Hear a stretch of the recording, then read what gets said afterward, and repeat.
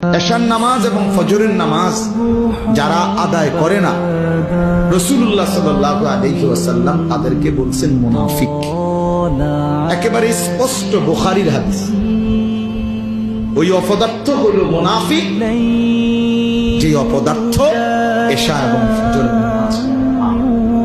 এই দৃষ্টিতে আপনাদের আমাদের অসংখ্য সন্তান, অসংখ্য মুসলমান যারা প্রতিনিয়ত ফজরের নামাজ পড়ে না, এদেরকে বলে রাখেন যে প্রত্যেকেই যেন ভোটার আইডি কার্ড, জন্ম নিবন্ধন সনদ এবং পাসপোর্ট যেখানে ধর্মের পাশে ইসলাম লিখছে এটা যেন চেঞ্জ করে, বরং এটা যেন শুধরাইয়া লিখে নেয় এফিডেভিট করে যে আসলে আমি মুসলমান না, আমি মুনাফিক।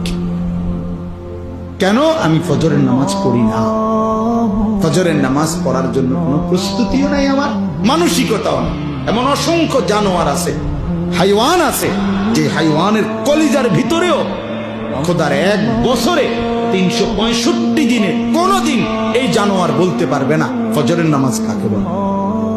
এটা আস্তা জানোয়ার, আস্তা জানোয়ারে, পুরাটা জানোয়ারে, পুরাটা জানোয়ার।